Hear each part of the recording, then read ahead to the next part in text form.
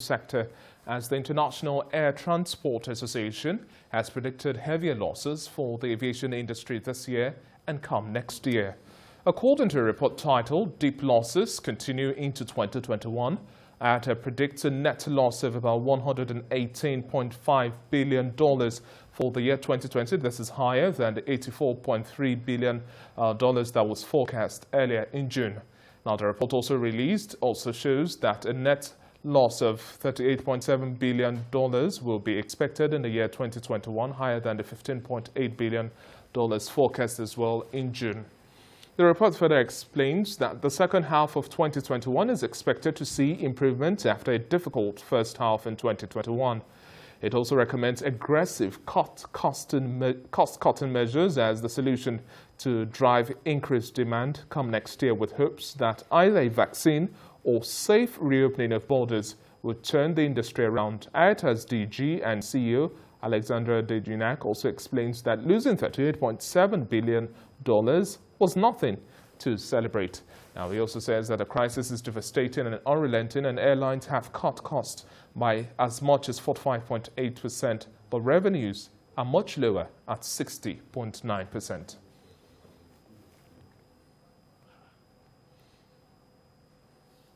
Well, joining me now live in our Lagos studio, I have with me member of the Aviation Roundtable as well as aviation analyst Olumide Onwayo. Good to have you on the breakfast show today. Now, at this point in time, we are having fresh forecasts from IATA, and with the figures we've had from IATA over the years, have been credible. But now this is a call that would have a deeper plunge in terms of losses that airlines are going to have to deal with. Now it has been pegged at $118 billion. This is almost twice the initial forecast we had.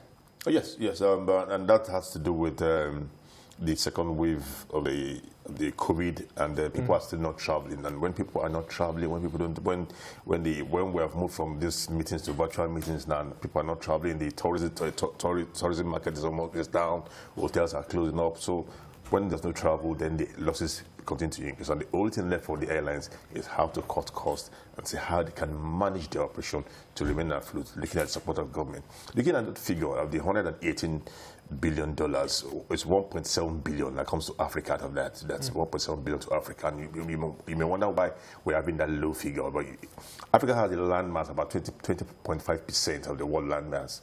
But then the passengers the African airlines carry just about 2%. Compared to the Europeans. The demand is not fair. Yes.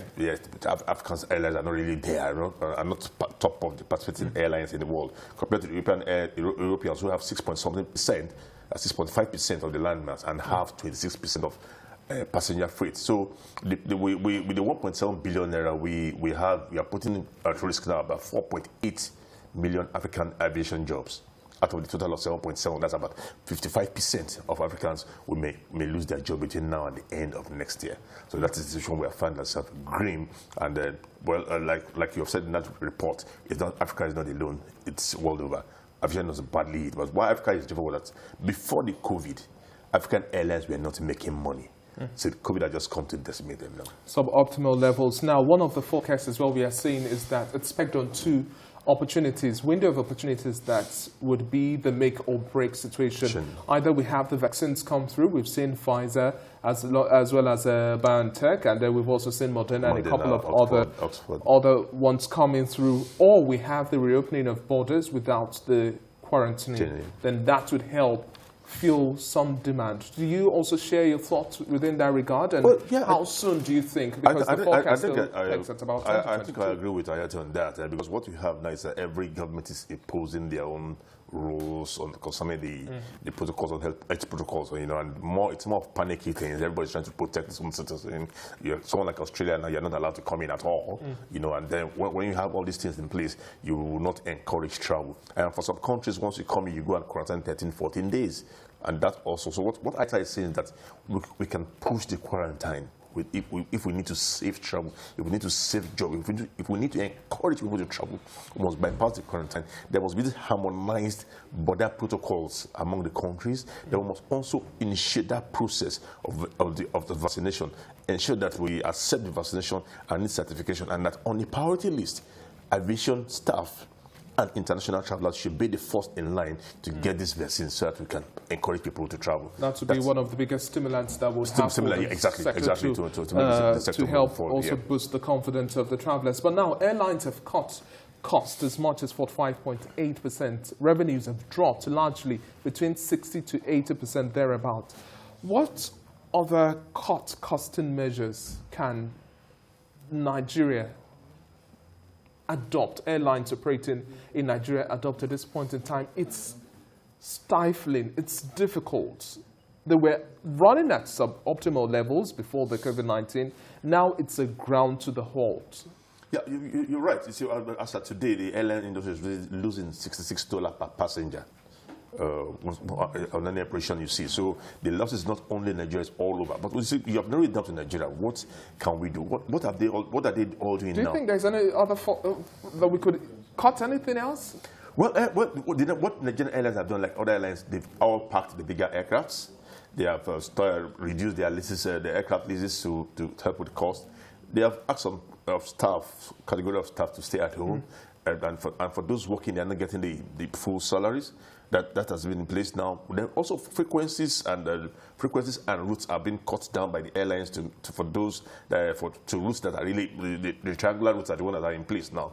Port Harcourt, Abuja, Lagos. So in the other routes you have just very few frequencies there, unlike what we had in the past. So I think they have pushed themselves to the limit. What the airlines are waiting for is that counterpart support, which is supposed to come from the government. The government recently announced a 4 billion naira support for the airlines. A drop in the ocean, and up to this moment, it has not been dispersed. We don't have the modality. I think that's the area we need to look at now, because for other countries, they've gone beyond the first tranche. They are moving to the second tranche, and it's not all about money. You can also look at the charges, at the airport charges, the charges, charges by the agencies, and see how you can slash up or even cut down the costs used for the airlines. In all of our conversations as well, I still make mention of the cost of Jet A1 fuel for Nigerian airlines. This is way too expensive compared to other regions. The aviation fuel cannot be separated from all other forms of